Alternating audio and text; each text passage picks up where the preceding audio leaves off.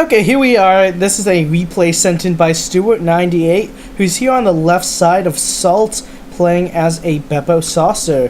His opponent on the red team on the right side of the map is Creamy Mommy, which is a Smurf of Squeeler, and he's playing as a Raven Striker. Okay, so I mean, in terms of players' skill levels, on normal AirMech, I would almost instantly say that Stuart would win.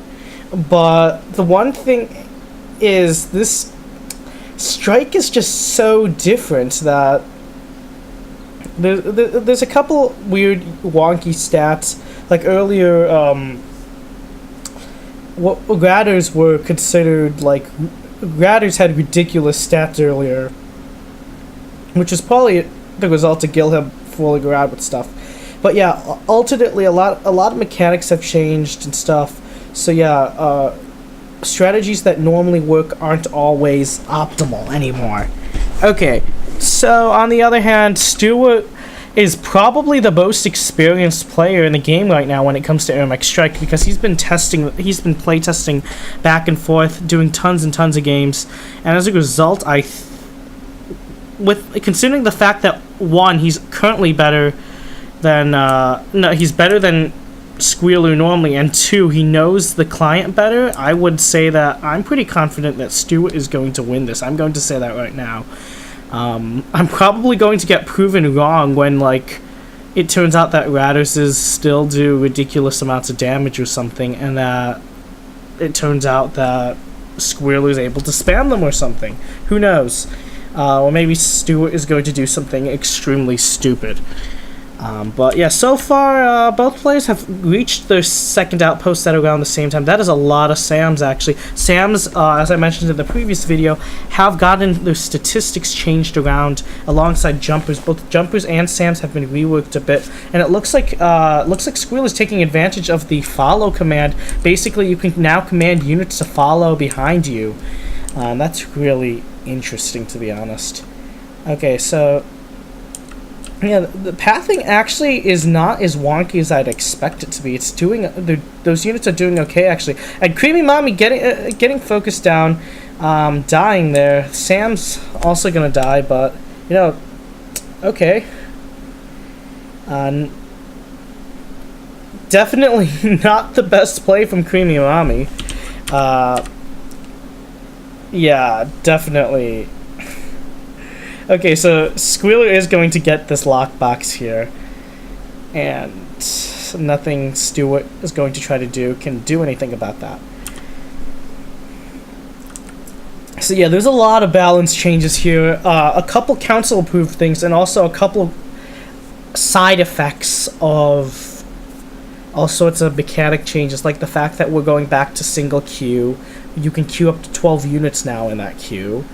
But you can also only make one unit at a time, and I don't think build times have been adjusted to compensate. Also, income was being fiddled around with, not a council decision. That was all Carbon. Carbon was also fooling around with Ratters, as I stated earlier.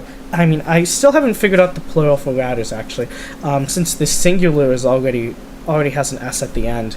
So if it's a Ratters, so is the plural like Rattersai? Okay, whatever. I give up on that. But on the other hand, okay, so okay, whoa, what is that? That's really interesting. Oh, I see. I know. Okay, so that's a side effect of the follow, I think. Not. And never mind. Not exactly sure what that line was. It was one of the new pathing related lines, definitely, although I'm not specifically sure which one it was. Okay, that mass command failing to select this unit. So as you can see, yeah, the graphics, there are some, the GUI is definitely different in certain ways. On the other hand, I don't think I can get rid of the chat box. I can exit. No, I can't exit entirely from the chat box. So yeah, before, when I was commentating replays, I could get rid of the chat box. B-Boy Deho just not being able to find Watch tab and going offline. Unfortunately, I didn't see this because, yeah, that confused me for a while, too. That I thought maybe Com Station MK... Yeah, it was Com Station MK1. But, yeah, the good thing is in Strike, we're not going to have to deal with base camp anymore. What a great thing. Screw base camp. Absolutely horrible. Horrible thing. Okay, yeah, Stuart should have removed some of those tanks from his queue earlier. Yeah, that was just floating for him, basically. Since he wasn't building it, he couldn't build anything because I think his queue was actually maxed out. On the other hand, Stuart's gonna push slowly now with Gemini and Longhorns. This is not optimal because the thing about what he should be doing is he should have instantly canceled his entire queue, instantly switched in heavy mines into his loadout, and queued up like 5 heavy mines, and then placed them over here-ish. But now it's too late to do that because heavy mines take a decent amount of time to set up. Because now what you have is you have a bunch of armadillos coming towards the base. He's doing a base race, but these units are a lot slower than armadillos. I mean, there is one armadillo in this actually, but it's being slowed down because it's being mass commanded with the rest of the units. Okay, so yeah, definitely not good for Stuart98 letting... Definitely... I think it was definitely a misplay allowing Squeeler to set up an armadillo mass on the top without anything that was going to block their pathing directly to the fort. On the other hand, I've been looking at these Seekers and I'm actually curious because I didn't really pay much attention earlier. But yeah, Stuart won. I think, yeah. But one thing that I'm curious about is these 2 Seekers. There might have been more than 2, actually.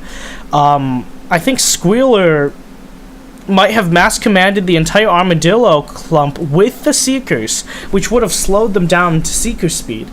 And that would have been very non-optimal. Like, really non-optimal. Because the result of that is that you have those armadillos not moving at max speed, and as a result he dealt the fort damage a lot slower than he needed. He didn't get to the fort quick enough. He could have caused much more trouble if he had arrived there first. I'm not sure if he would have won, but he might have. It might have made a difference to have not mass commanded with the Seekers in the group.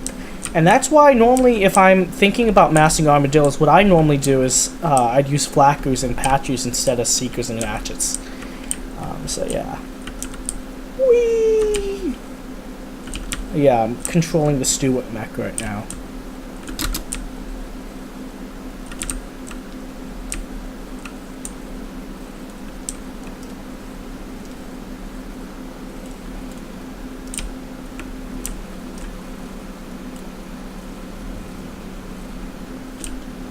Okay.